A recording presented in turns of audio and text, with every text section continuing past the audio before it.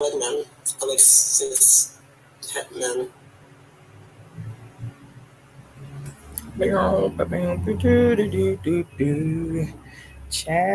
me tell you. Greetings, everyone. My name is Cassandra Floyd. I am also known as the Daughter of the Fates. I am the founder of the Temple of Evolutionary Emergence.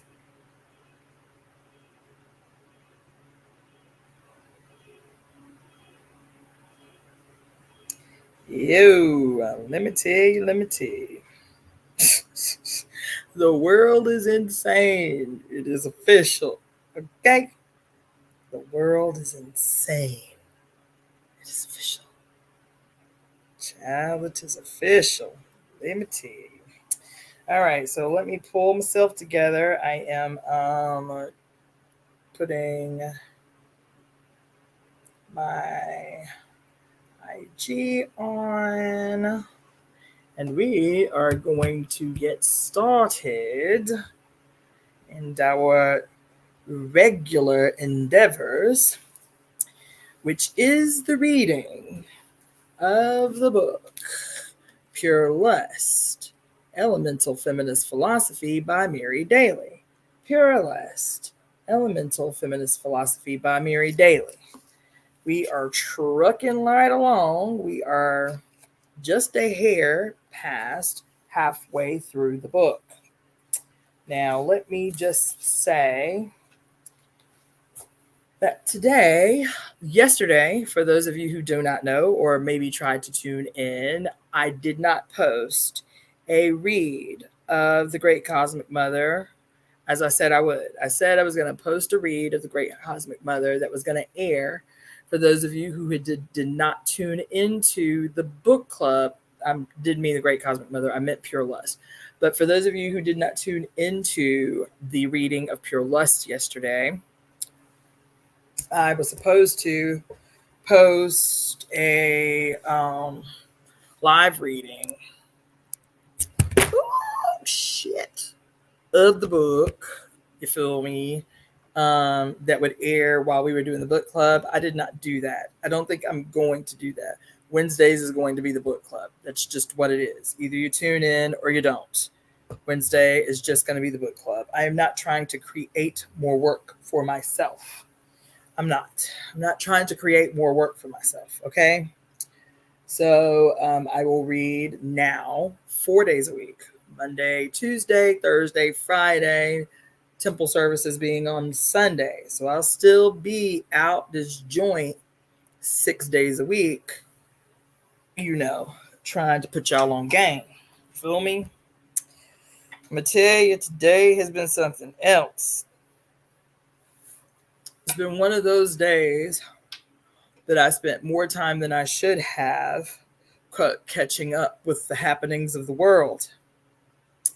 It's one of those days that I got a lot done, but I spent too much time. It's such a paradox that we live in currently. That paradox being how to be a responsible global citizen. Greetings, Sincerious Love. Did I pronounce that right? That's awesome if that's right. Sincerious Love. That's dope. It's really difficult these days navigating how to be a responsible global citizen, how to maintain some level of sanity while being a responsible and empathetic global citizen, how to focus on the preservation of your daily life while being an empathetic, responsible global citizen, trying to maintain some level of sanity. Greetings, Carlotta. And how to, even though it is justified, not completely rage the fuck out of control. It is this dance that we're doing every single day to attempt to maintain some level of sanity in a world that we all know is officially insane. Greetings, Liadi Adeyemi. It is, and today has been one of those days where I feel like it is difficult. So I just want you to know it is difficult it's difficult. It's, as a matter of fact, in my estimation, it is unreasonable to expect human beings to be sane in this world right now. It is unreasonable. It is unkind to expect human beings to be sane in the world the way that it is right now. It is unreasonable for us to expect to maintain any level of clarity and sanity in a world that is out of control. Out of control.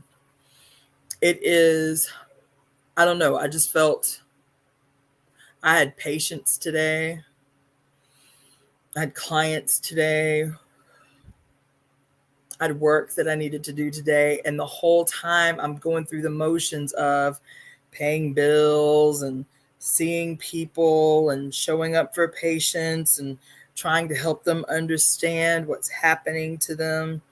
And I know that it's all within the context, all of it is within the context of a world that is literally insane right now. It is. It is growing increasingly difficult to, it is just growing increasingly difficult. Even the things that I had been doing for some time now to maintain some level of insanity, I can't. Like, you know, I typically go dancing to like shake off the stress of a week, or or whatever. And everything seems wrong. Everything seems wrong. Everything seems wrong. Everything, it's like, bitch, you don't have a right. I know this is going to sound crazy and out of character for me, but I'm just venting right now. It's like, you don't have a right to experience happiness in a world that is insane. This is the work. It is. So let me just say, last night was really good. Last night we had a really good discussion as the book club. So those of you who are tuning in, you know, or you should know, that we are reading the book Pure Lust by Mary Daly. The book club discussion, though we went around the world, was a really good and necessary. It was a really dope introduction to the book club, which we're going to be doing every Wednesday until we've dug our way through this book. Greetings, Cantomblé Healing. So last night, the book club was really dope. It was really exciting. It was really kind of reinvigorating. Sometimes I feel like I'm just talking at you. You feel me? I know y'all are in here.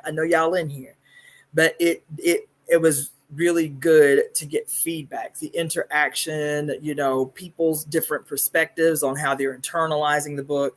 That shit is like, you know, it's what we call iron sharpening iron. You feel me? The book club was dope last night. It was really fun. It was really encouraging. But today, man, I just felt so burdened. I felt so burdened by the world. I felt so burdened by the quagmire that we are forced to exist under. I did all day. I felt so burdened. I know that the work that I am doing, that the work that I am calling you to do, that these years that I've spent prepping you for what is to come is urgent work. I feel that in every fiber of my being is urgent work. I said to you last week, baby, it is on and popping from here on out. And what are we willing to do to ensure the future that we want to see made real? That is sometimes very scary shit to ask yourself. Sometimes it is scary to ask yourself, what is it going to take to set this shit ablaze?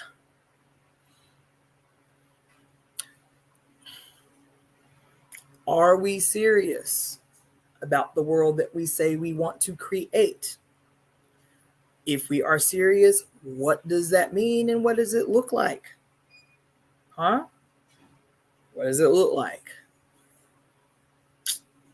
What does it look like to be serious about staging a contest with the most diabolical, wretched, sinister, evil fucking opposition that has ever existed in all of human history?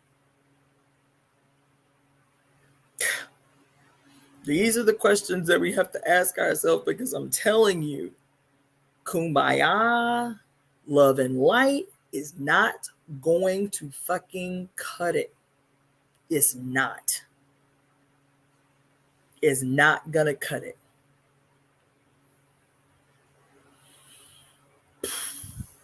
It's not gonna cut it. And some days, like today, that shit be overwhelming. I'm like, you know what? Can I just get a regular ass job with a regular ass salary and pay my regular ass bills and block out the noise of the external world? Like, bitch, I just want to exist. Like, I just want to live. Can a motherfucker just live? Nope. That's the answer. Nope. Not once you know. Not once you see. No, motherfucker, you can't just live. Nope. So this is not the channel that you need to be watching. This is not the page you need to be involved in. This is not the reading you need to be involved in. My page is not the one that you need to be following if you do not want to be placed in a position where you cannot unsee what has been seen, where you cannot unhear what has been heard. My page ain't it. Because, baby, I'm up in here in my motherfucking feelings. I am human. And some days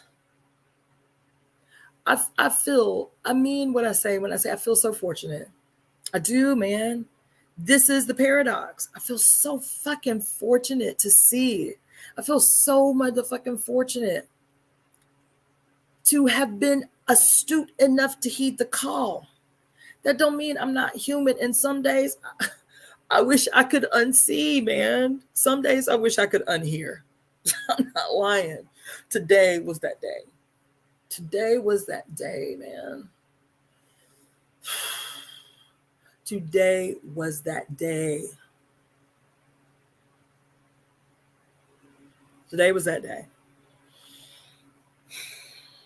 This shit that is happening in the world in real time is so much more sinister. It is. It's so much more sinister and diabolical than anything we've ever been confronted with.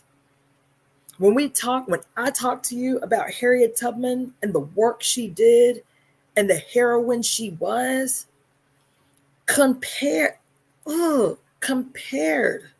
to what it is that we have to struggle against and through, shit was clear cut. Shit was clear cut in her age. It was, baby, you either enslaved or you ain't. You either the enslaved or the oppressor. You either free or need to get free. This shit, man, that we are caught up in, the wickedness. I appreciate this book so much because when she in 1983 clearly saw the writing on the wall, she was like, this shit about to get ugly. These motherfuckers are going to manipulate you every day of your existence. It is coming. Are you ready? This is in 1983. She's like, these motherfuckers, there ain't no stone they done left unturned. And they, since 1983, have mastered the art of manipulation, have mastered the art of galvanizing your allegiance against your interest. Your allegiance against your interest. God damn, man. To be in a world where you can hear young people say, I ain't my ancestors. You know, I wouldn't have been no slave. I'd have killed these motherfuckers. No, you wouldn't have. Because the age that you live in is the age that your ancestors lived in. Slavery is pervasive the globe over. It's in every city we live in. It's tied to everything we buy. No, you ain't your ancestors, because at least Grandma Harriet had enough common sense to pick up a piece and climb through these motherfucking woods and swamps at night and say, if you jump on board with me, motherfucker, you better have your mind right, because there ain't no turning back. You'll catch a bullet in the gut before I let you go back and tell Massa where we at. This shit is deep, man. This shit had me in my feelings today. You feel me? Today was one of them days I was like, man, mother, can I just have a couple of days as a normal person? You understand? Can I just live? Can I just pay my bills? You feel me? Can I just make a little money and make sure I have a roof over my motherfucking head? Can I just go to the movies in peace? And she was like, motherfucking no, you cannot. Once you see, you cannot unsee. Once you hear, you cannot unhear. So if you do not want to see, and if you do not want to hear what the mother is charging us to do, this ain't the page for you. This ain't the page for you, because this shit is burdensome. This shit is burdensome. I keep an upbeat disposition because I believe in what I am called to do. I believe it with every fiber of my being, with every cell in my motherfucking body. I believe it is the right thing. But that does not mean the shit is not burdensome. Yes, I can keep an upbeat disposition most days because I love it, because I love her. I love my mother. I love the vision that she has given me for a future that we can win. I am grateful to her for it. I am. I am grateful to everyone that comes into my cipher. I'm so grateful. So I can be upbeat and I can laugh and crack jokes. Today was a day that was just very burdensome. It was. It had my spirit heavy today. To feel in my body the suffering of human beings the world over, everywhere, the world over. Because I don't have to go to the Middle East to feel suffering in my body. All I have to do is step out of my building. All I have to do is step out of my apartment building in Los Angeles to experience and internalize in my body the suffering of humans. I don't have to go overseas to feel in my body the extraordinary desperation of human beings. I don't. I empathize with what's happening overseas. I empathize with what's happening in Congo, heavily, horribly. I empathize with what is happening in Palestine. I empathize with what is happening in India. I empathize with the suffering of humans in the Philippines and in Asia. But I don't have to go that far to know that what is happening over there is happening in broad daylight in the city I live in and in every city in the United States. And because here in the United States, we live in a glass menagerie. We live in an optical illusion that fucking terrorizes our spirit, because the optical illusion tells us that we are good, that things are well. People running, jogging down the street, walking they motherfucking dogs, kissing they babies. You feel me? We live in a glass menagerie, those of us who live in the United States. We live in a shielded optical illusion that has us think that what is happening to the many around the world cannot happen to us. But it is happening to us in real time. And the glass menagerie is so proficient in the optical illusion that even as our spirit is driven insane by the suffering of others, we still block it out. Can I just live? Can I just pay my bills? Can I just make a little money to keep myself afloat? Today was burdensome, y'all. Today was burdensome. Anyway, that's all I got to say about that. I'm sorry, but I just had to get that off my chest. I've been feeling really heavy since I hit the floor this morning. Yeah.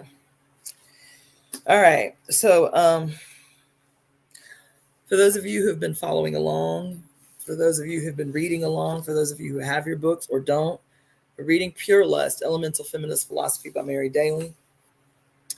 We left off on page 269. This was on Tuesday. And greetings, Asia. And we were at the section. So just a brief overview of where we left off. She was talking about the 8 quasi-integral parts of the concept of prudence based on Greek philosophy. Okay, those quasi-integral parts that make up theoretical moral prudence are memory, understanding, docility, shrewdness, reason, foresight, circumspection, and caution. And then she is identifying those and then renaming them. And so we are now on the section called reason. Yes, Carlotta, yes. Not only is it going to break, are we going to be responsible for shattering that bitch? This is the call. Are we going to be the ones shattering that bitch? Anyway, we're now in the section called reason of the section called breaking out volcanic virtues in the book Pure Lust. And I will go on. Reason has been considered necessary for prudence, so that the virtuous person may rightly apply universals to particulars, which latter are various and uncertain.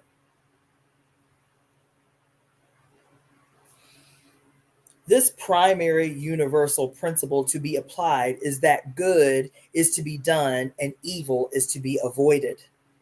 While it would appear that no one could argue this point, the problem is, of course, with the interpretation of good and evil. Racy women reason from a perspective that is other than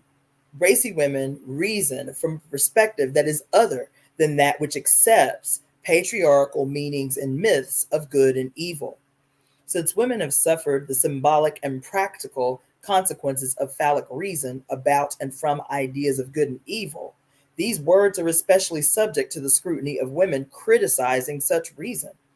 The church considered it prudent, after all, to burn alive hundreds of thousands of women accused of witchcraft, reasoning from the premise that good is to be done and evil is to be avoided. Raging women, therefore, realizing elemental powers of reason, cannot tranquilly accept the bland and vacuous abstractions about good and evil that abound in the ethics of boredom. Furies are too keenly aware of the reality of Christian gynocide and genocide to believe the dispassionate and quasi-mathematical verbiage of patriarchal ethics. This detachment itself reeks of deception to those who have studied and can emotionally recall the history of 4 sisters burned as witches, those whose race has been labeled, maimed, killed, and dismembered as evil cannot be dispassionate about evil. Moreover, the particulars about which racy women reason, the everyday details of women's lives, are charged with the burden of the stigma inflicted upon the female sex by the patriarchs. Stigmatized women are symbolic representations of evil. Y'all ain't heard. Stigmatized as we are, women are symbolic representations of evil. The conclusion that is implicit in the symbolic equation of all women with evil is the moral correctness of gynocide. So let's see.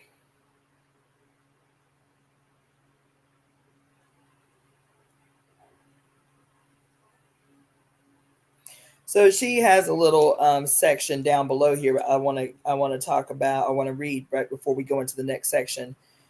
So this is a footnote actually. So she says, Anne Patry, a Black author writing in the 1940s, potentially described the evils that afflict Black women in America in her novel, The Street. The young woman, Ludi Johnson, who is the central figure of the story, suffers multiple afflictions associated with being Black and female. At the end of the novel, when she is forced to kill in self-defense a man who has betrayed her, struck her, and is attempting to rape her, her pent-up rage against all the oppression symbolized by the novel's title finds expression as she strikes him with an iron candlestick. Quote, finally, and the blows were heavier, faster. Now she was striking at the white world with thrusts, Black people into a walled enclosure from which there was no escape.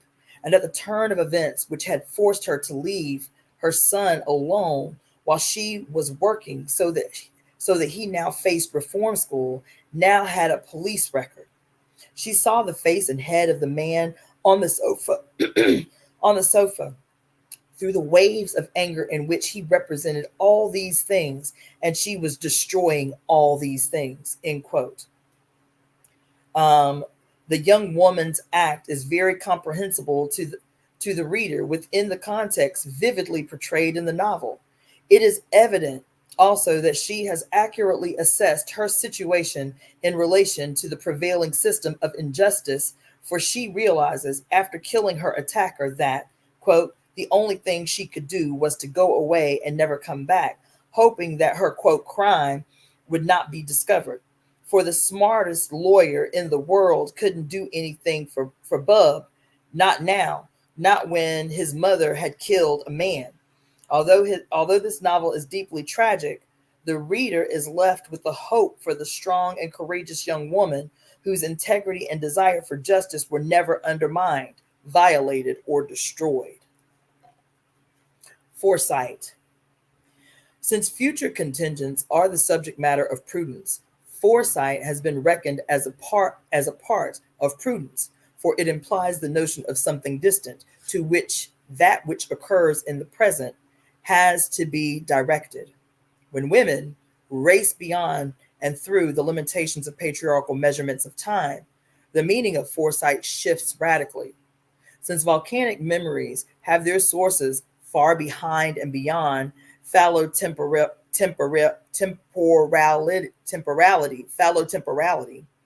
the vision of something distant is correspondingly expanded. The eruption of ancestral memories is enabling to crones in such a way that the possibility of creating the future becomes more and more realized. Oh, y'all ain't in here. Oh, you. Listen. Damn. She said,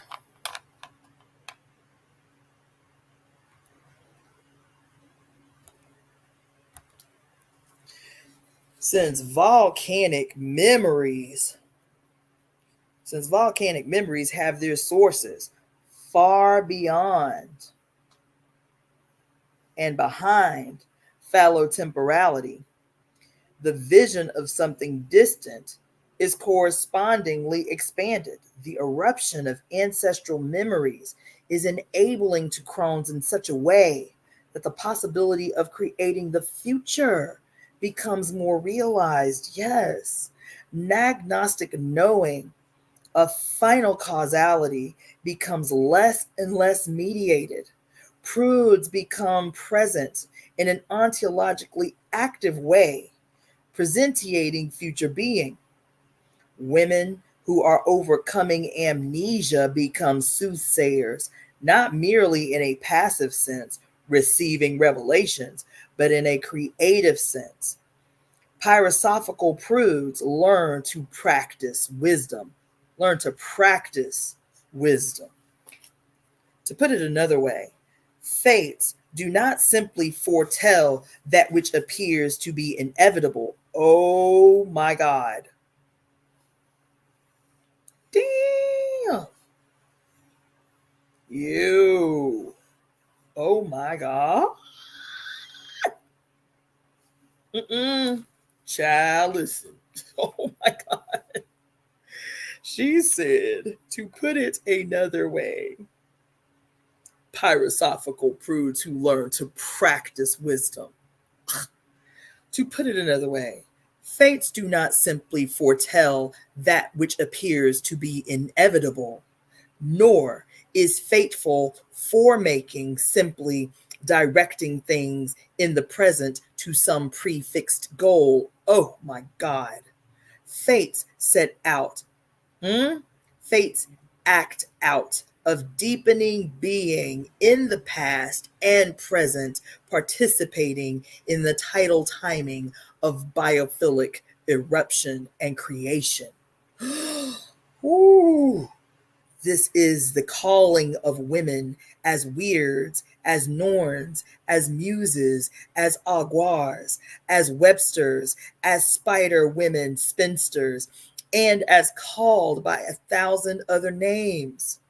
The pyrospheres, the diversity of creative forecasting casts women further through the pyrospheres.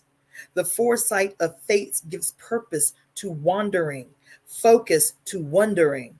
In forearms, women, and forges the future. Listen, Mary came to preach to y'all tonight. God damn. She came to preach to y'all tonight, y'all. God. Oh. Remember in the book, what's that book over there that I got? What's the name of that book? African Goddess Rituals. Remember that book, African Goddess Rituals? Facts don't care about your feelings. And the woman was talking about what is going on with your notifications? Facts don't care about your feelings. I done had this live up for some days now. Put your email address in the write your email address in the thing. Facts don't care about your feelings. Send me your email address.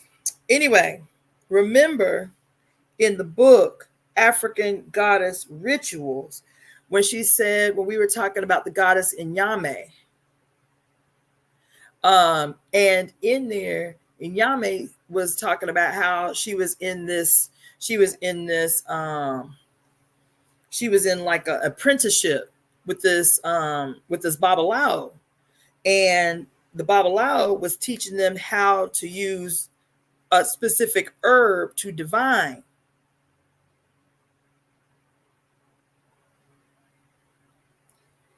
What's your name? Facts don't care about feelings. Oh, okay. So there's two Asias. Oh no. Come on, facts don't care. Okay. Facts don't care about your feelings. Tell me what your name is so I can know who I'm getting the email from. I may just not be making a connection between you and your name. Okay. So anyway, in there, what did the dude say? Because she was like, yo, we learning about herbs, Amber. Okay. We learning about herbs. You feel me? Because he was like, they were learning about a specific herb, right? And the herb was, I think they were divining with the herb or whatever. And she was like, I thought we was going to learn. I thought we were going to learn how to see the future. Is that what she said? I thought something to the effect of, I thought we was going to predict the future. I thought you were going to teach us how to predict the future, right? And he said, I'm confused. And he said, you predict the future by creating it.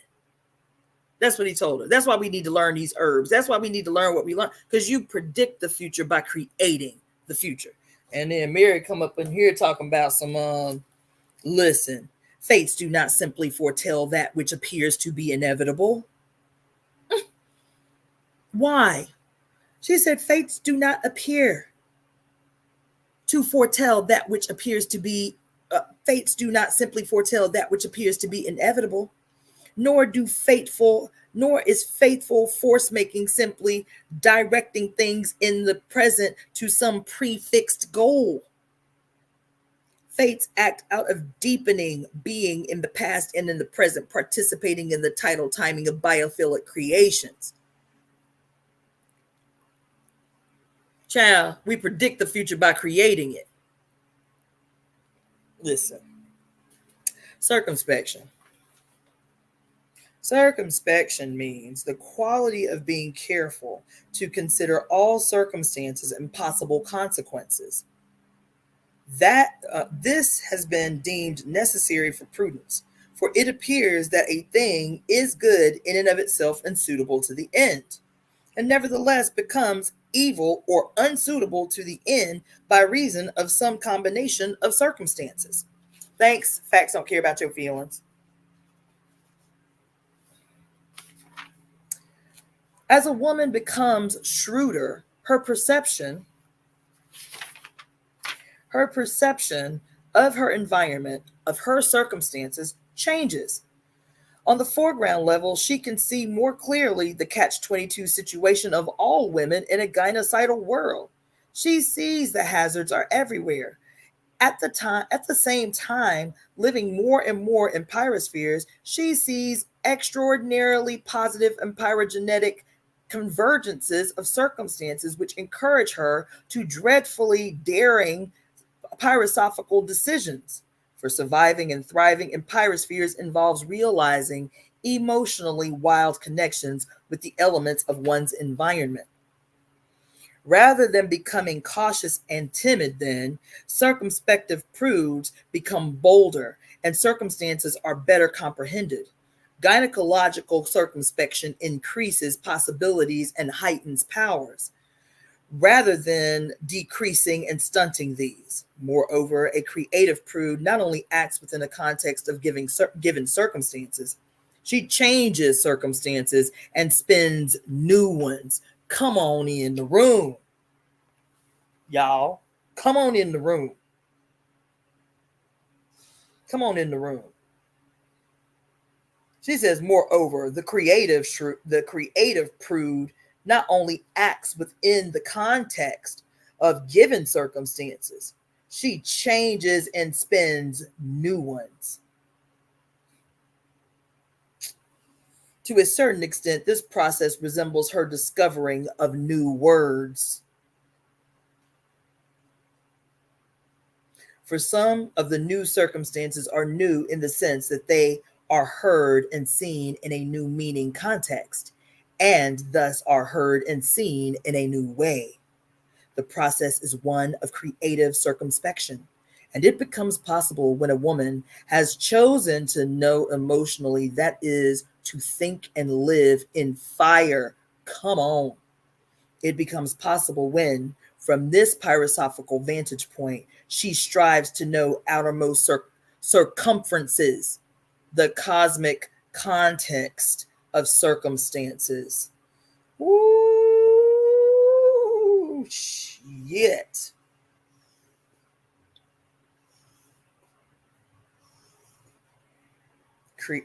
Caution. Caution has been enumerated among the parts of the virtue of prudence because, in contingent matters of action, even as false is found with truth, even as false is found with truth, so is evil mingled with good, on account of the great variety of these matters of action, wherein good is often hindered by evil, and evil has the appearance of good. Women are certainly nagged by awareness of situations in which evil has the appearance of good. Yes, yes, yes. Phallic ethicists have always tried to legitimate the oppressive conditions of women's lives as, quote, good, as God's will, etc. Pyrosophical prudes, however, are concerned also with other manifestations of reversal, as when good, natural acts and situations are labeled evil by the masters of the male morality.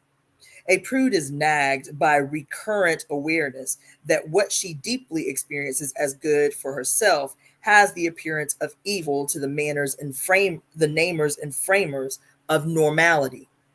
Worse than this, worse than this, they have made her own good appear evil even to her. Come on.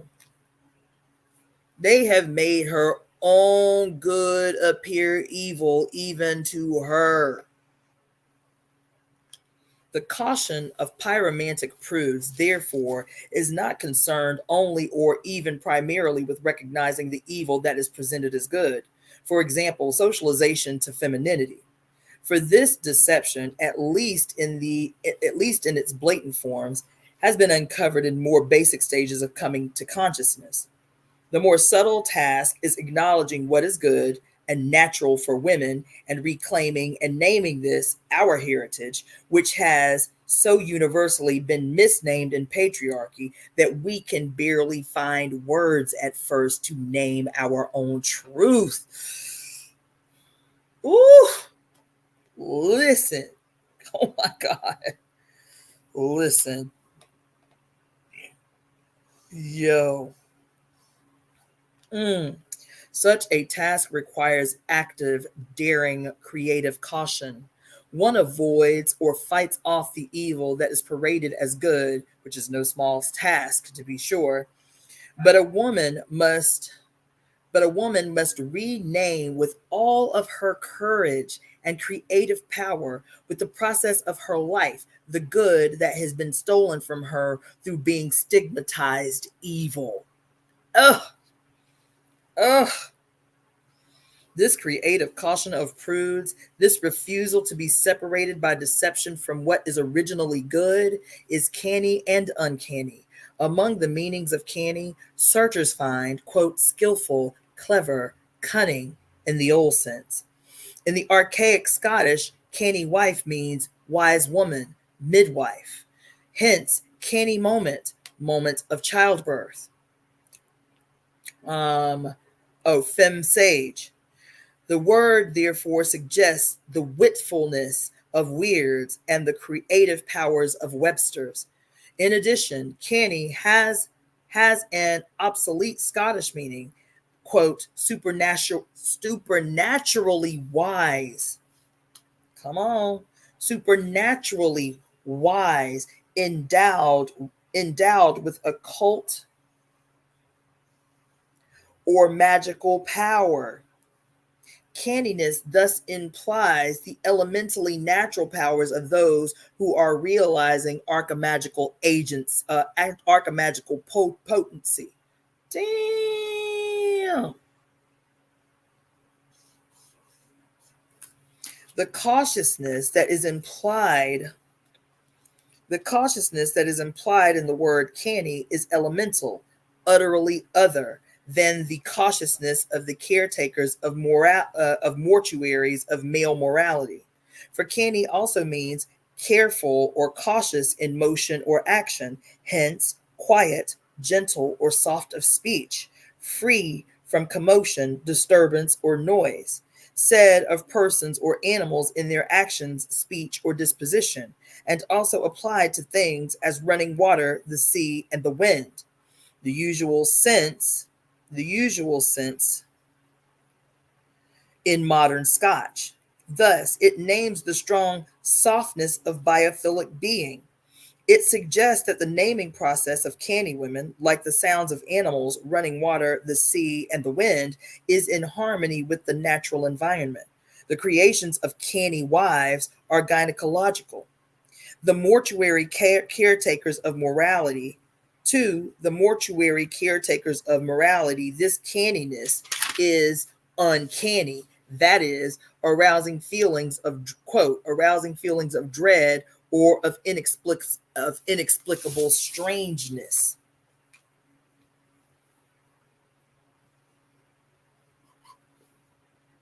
Seeming to have supernatural character, cause, or origin, eerie, mysterious, or weird. It is uncanny to the unctuous authorities, also in the sense that it is extending to a degree beyond what is normal or expected, suggesting superhuman or supernatural powers or qualities.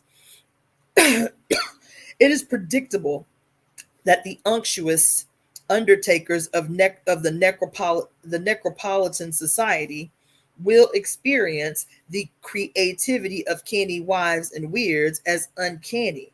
Proud prudes take on this name with uncanny understanding.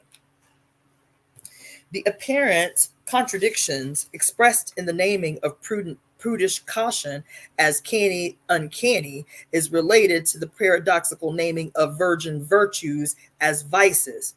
For just as the canny virtuous aspect of the acquired habits of pyrosophical prudes concerns the realizing of women's power of presence to ourselves and to each other, the patriarchal perception of these habits as uncanny and as vices suggests the power of absence of prudes to the would-be objectifiers. Canny, virginally virtuous women who are realizing our power of presence can also claim the negative names, for withdrawal of gynergy from the state of possession is essential for spiraling movement. This movement requires the acquiring of a variety of virtues and vices through repeated acts. Central among volcanic virgin virtues, virtuous vices are nemesis, courage, and distemper. We shall turn now to a canny consideration of these. Y'all, I love it. I love it so. I love it so. From justice to nemesis. The first of the moral virtues, justice, has been defined as, quote, the perpetual and constant will to render to each one his right, end quote. Barring the masculine pseudo-generic pronoun, the definition would appear to have some merit. It becomes more problematic, however, when a woman asks what rights the just person judges that each one has. It is hardly necessary to review here in detail the long struggle of women to obtain equal rights within patriarchy in order to know that patriarchal devisers of this definition of justice had in mind something substantially less than right when they created the device of such a concept.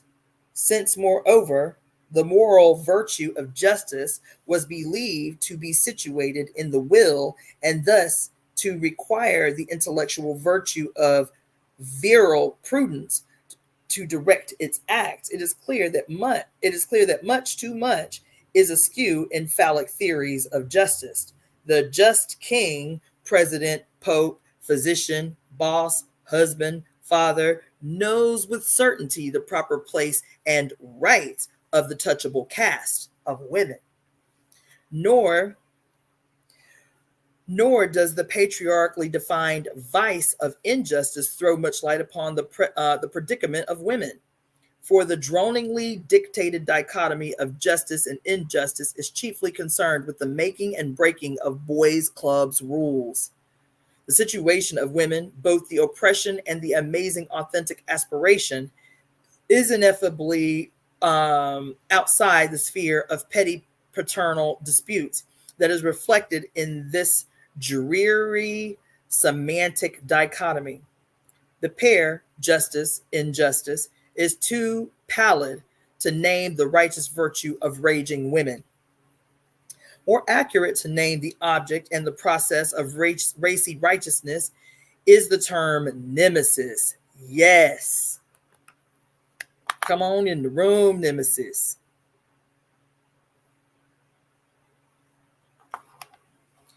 As goddess of divine retribution, Nemesis within pyrosophical women wills to act and live the verb which is the root of her name, nemen, meaning to deal out, to dispense retribution, unlike justice, which is depicted as a woman blindfolded and holding a sword and scales. Nemesis has her eyes wide open and uncovered, especially her third eye. Oh, come on. Moreover, she is concerned less with retribution in the sense of external meting out of rewards and punishments than with an internal judgment that sets in motion a kind of new psychic alignment of energy patterns. Nemesis, thus named, is hardly irrelevant mysticism. Rather, this names a relevant mysticism which responds to the tormented cries of the oppressed and to the hunger and thirst for creative being. Ooh. Yes, facts don't care about your feelings. Come on in with these good ass comments. It is to me too. I just said this to a patient today. It was like the woman was light years ahead of her time. Yes, yes. Listen. Yes.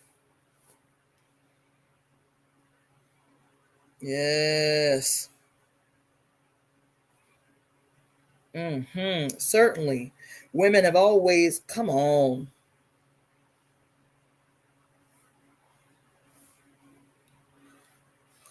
Certainly, women have always cried and struggled for justice. Yes.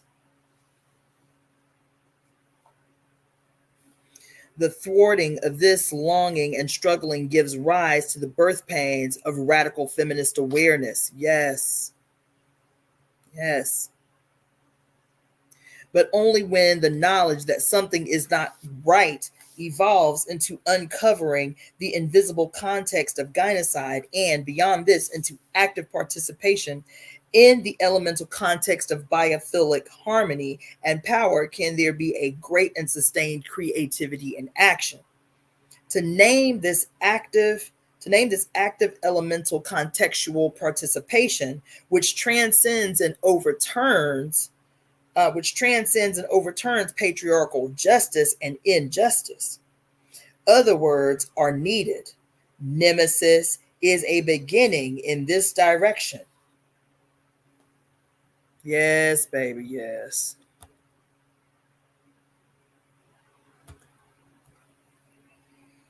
The thirst for what has been perceived as attainable justice, as well as the longing to overcome injustice, has driven women into the arms of the male left and the male right. Holy motherfucking shit. Oh my God. She is preaching a word today, if you care to hear. Listen to what she just said. The thirst for what has been perceived as attainable justice, as well as the longing to overcome injustice, has driven women one of two ways: into the arms of the male left or into the arms of the male right. Women of the left have sought justice through male-approved methods of revolution. Women of the right have sought justice though they often cannot articulate even this word, through tears and self-deprecation and insistence on their place in heaven and militant anti-feminism and vicarious living. Oh my God. Listen. Oh my God. Baby, she said through the left. Oh my God. Shots fucking fired. Okay. Shots fired. Goddamn. She said, listen, through the right, though they cannot articulate this word justice, through the tears and self-deprecation, insistence on their place in heaven, militant anti-feminism, and vicarious living through men.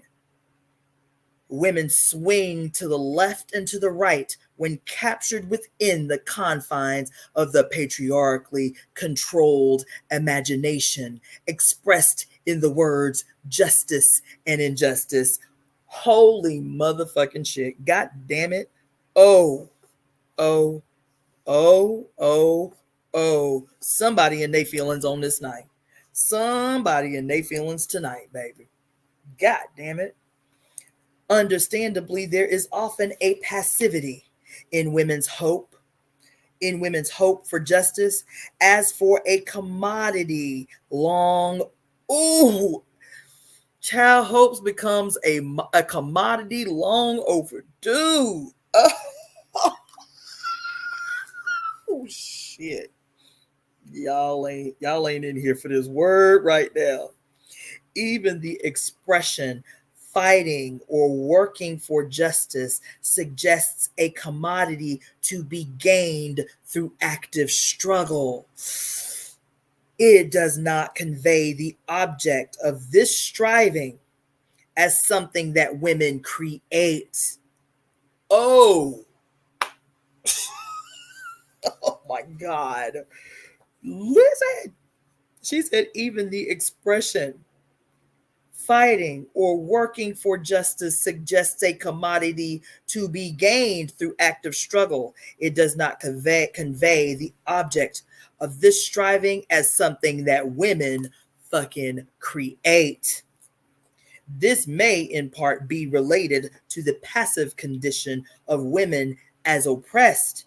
I suggest, however, that the problem has to do also with the word justice, which is not sufficiently inspiring and firing. It has the flavor, the texture, and the odor of a handout, which women do.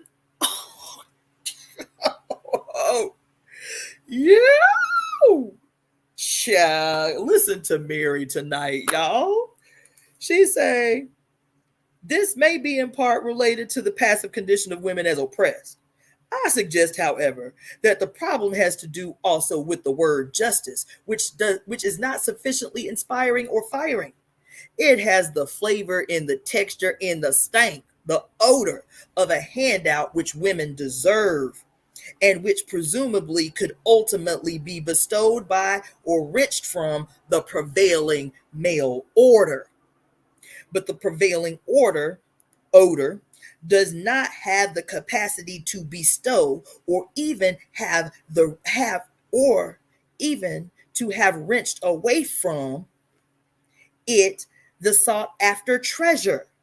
It would be more fruitful to engage in the proverbial fruitless task of trying to obtain blood from a stone. Mary got jokes tonight, y'all. Mary got jokes. You feel me? Holy shit. God damn. Listen, this woman wrote this book, guns fucking blazing. God. She said, you'd be better trying to fucking spin your wheels trying to extract blood from a stone, trying to get justice from the oppressor. If a woman experiments with changing her discussion of justice from the nominal to the verbal forms, she will quickly hit upon the verb rectify. For justice, after all, is said to be about the right. Consistent with this is the fact that rectify suggests that the task is to straighten out, to correct, to redress, remedy, reform a situation. That is, to return it to a previous condition that is understood on the same level as the problem. The procedure sounds like correcting an error in arithmetic. It appears to be correcting an imbalance or restoring balance. There is nothing in this language that stirs the imagination beyond a patriarchal future and past, a regainable status quo. Damn. recognizing on some level the stagnation inherent in the dichotomy of justice and injustice. Theologians such as Paul Tillich have tried to write of creative justice. Yet this effort is so alien to the philosophical awareness and analysis, so reinforcing of submission and of what can be called the feminine imperative, that it will make a feminist flesh crawl. Tillich writes, for example, quote, creative justice demands that he be accepted who is unacceptable in terms of proportional justice. In accepting him into the unity of forgiveness, love exposes both the acknowledged break with justice on his side with all its implicit consequences and the claim inherent in him to be declared just and to be made just by reunion. End quote. Ugh. Certainly, acts of forgiveness are necessary in any deep relationship, but this is not all that Tillich is arguing for. In order to savor the true flavor of this text, the reader could try the following exercise. Imagine a priest, rabbi, or minister reciting this text to a woman who has been repeatedly battered by her husband, or whose husband has sexually assaulted their daughter. Imagine the woman trying to find moral support for her decision to leave, clearly declaring the offender criminal just and reuniting with him will not make him just. Rather, what happens in such a case is that the woman is morally bullied into forfeiting her right to judge him. She is morally intimidated into self-castration, breaking her own naming process. Oh my God. Come on in the room. Honey, she is guilted into self-castration, into breaking her own naming process. She is duped, guilt-tripped into separation from her own powers as nemesis, blocked from reclaiming her life. Tillich's moral verbiage in such a case, then, is worse than useless. It serves structures of oppression, notably those of the sexual caste system, which are not even taken into consideration. I am suggesting then that justice is not an adequate name for that which canny, raging women create. Come on, Mary. Come on, Mary. Come on, Mary. She said, I ain't suggesting justice. We ain't interested in justice, motherfucker. We ain't interested in justice. So I am suggesting then that justice is not an adequate name for that which canny, raging women will create. The new psychic alignment of gynergy patterns associated with nemesis is not merely rectifying of a situation which the term unjust could adequately describe. Nemesis is passionate spinning and spiraling of new and ancient forms and connections of gynergy. It is an emotional habit acquired and required in pyrospheres. It demands shrewd as well as fiery judgment and is therefore a nagnostic, pyronostic virtue. Nemesis is a habit built up by inspired acts of righteous fury, which move the victims of gynocidal oppression into pyrospheric changes unheard of in patriarchal lore.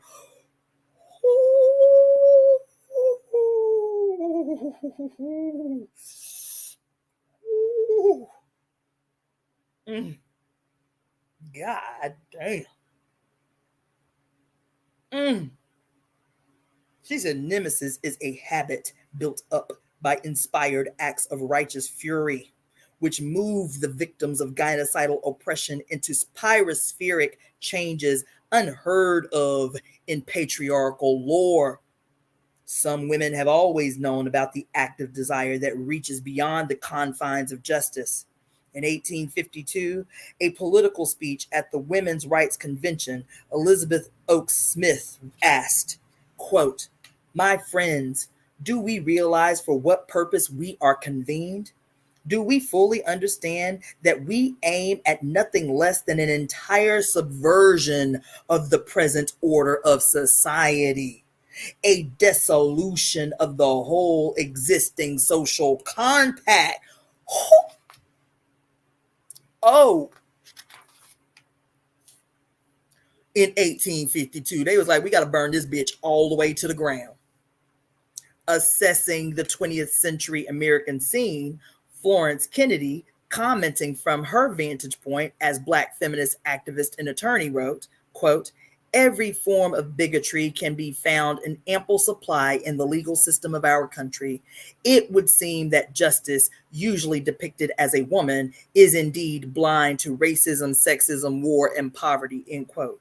The specific functioning of blindfolded justice in the legal mind, the patriarchal mind par excellence, has been expressed by Joyce Carol Oates in her description of a defense lawyer. Quote, he believed in the justice of his using any legal methods he could improvise to force the other side into compromise or into dismissals of charges, or to lead a jury into the verdict he wanted. Why not? He was a defense lawyer, end quote. As archetypically cast into the role of the other side, women know about the self-righteous sense of justice of professional defenders of the Sado system, who use every method to force those who are pleading for justice into compromise or into dismissal of charges, and to lead the jury of the patriarchally possessed peers to pronounce the destroyers of women not guilty. And women know that the nefarious methods of gynocide are legal, emotionally propelled beyond the inadequate naming expressed in the dichotomy of justice and injustice. Pyrosophical women begin to live in dimensions of that which transitionally, at least, can be called nemesis. The virtue of nemesis may be perceived as sinister, for it is creativity that is utterly other than the righteousness of the Sado rulers. It is sinister, not merely in the sense of the choosing left as opposed to right, for this would be mere opposition of opposites on the same plane. Rather, nemesis moves within a different context and creates such a context as it moves. The otherness of this context is not complementary to the prevailing order of Sado society, for it is totally other.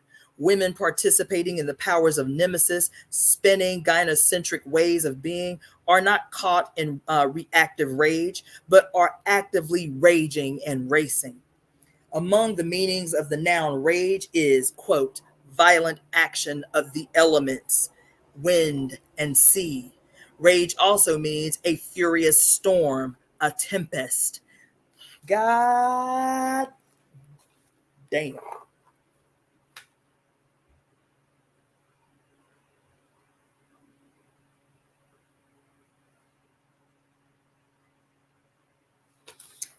A tempest. It means extreme force of feeling, passion, frenzy. These definitions all suggest elemental force. Nemesis is engendered by rage. Pyrographers will note that nemesis as divine vengeance often has been envisioned as a visitation in the form of elemental phenomena. Inspired by the muses of rage, a woman coming into touch with the nemesis becomes awakened to the elemental powers of geomancy, aeromancy, hydromancy, pyromancy. Her visitations or her influence upon situations arises from realizing her harmony with the elements. She becomes more at home in the world of dimensions uncaptured by phallic state. Awareness of these dimensions gives the canniness necessary to spin new and ancient gynergy patterns that transform oppressive states. Sometimes this implies moving out of an old environment physically. Always it implies transforming the conditions where and when one lives. Girl, you done missed a whole sermon today, Mo Will. To imagine that women who choose creative nemesis are therefore insensitive to the reality of oppression is to miss the point.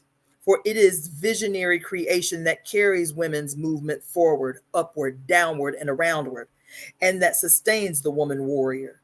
Maxine Hong Kingston vividly illustrates the sustaining power, the sustaining power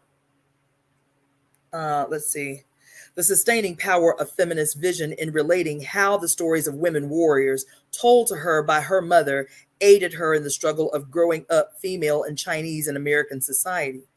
Monique Wittig's feminist classic Les Guerrilleres has inspired thousands of women with Amazonian imagination.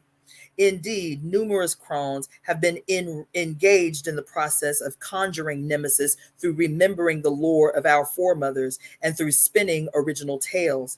It is precisely such transcendent vision that makes possible acute sensitivity to the common facts of oppression, for in the light of what might be, and perhaps what once was, an amazed woman sees and feels the horror of each fact, each event that is possessed, each event of the possessed state of her sex and of her nature on this planet.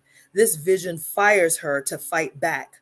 Unlike blindfolded, static patriarchal justice, a woman inspirited by nemesis sharpens her senses, sharpens her labors.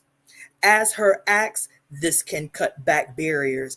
As her wings, it carries her on the wind, better than a broom. It bears her beyond the foreground fortresses. Nemesis is not about casuistry,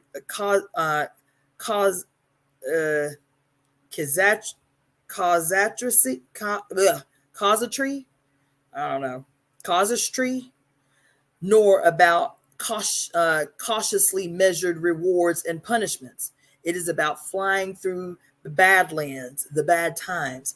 It is about creating new cacophony, new concord, countering destruction with creation. For such symphonic soaring, a woman needs outrageous courage.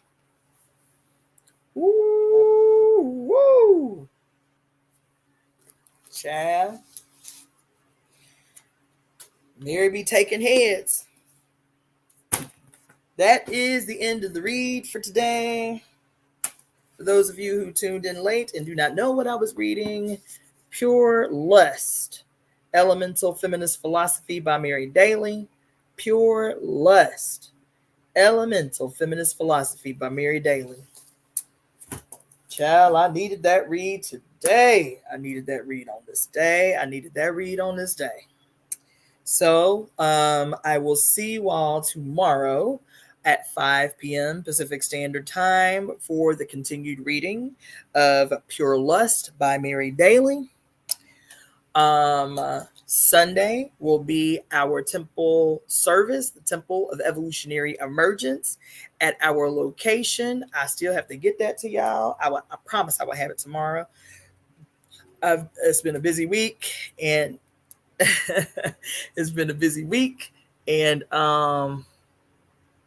yes, y'all. Yes, I feel y'all in here. Yes. Yeah, so I will have the information, especially for those of you who are local, those of you who are in the Los Angeles area and would like to join us for our first temple service in our new location, the Temple of Evolutionary Emergence, this Sunday at 11 a.m. Pacific Standard Time. For those of you who are in other areas, as usual, I will be streaming through my regular apparatus, if you will, IG, Facebook, YouTube, and Twitch. So we will be streaming the temple service this week through those places, but we will be doing an on-location temple service at our new location this Sunday at 11 a.m. Pacific Standard Time. Tomorrow I'll be back 5 p.m. Pacific Standard Time for the continued reading of Pure Lust by Mary Daly. I hope you have a wonderful, wonderful evening. Take care of your heart. Take care of your spirit. Hug your babies. Hug your boo. You understand? Pray for the world. You understand? Don't pray for the world. We don't pray, we conspire. Conspire for the world to be made right, to be made well, to be made whole. We don't pray, we conspire. You understand? So with that being said, I'll say good night. My name is Cassandra Faye Floyd, also known as the Daughter of the Fates, founder of the Temple of Evolutionary Emergence. If you're interested in joining the book club, email me at releaseheartcenter@gmail.com. releaseheartcenter@gmail.com, and I will send you the information and the link to join our Pure Lust book club that happens every Wednesday at 5 p.m. That being said, I love you all. I appreciate you all. I appreciate your time and your attention. I will see you tomorrow at 5 p.m. Good night.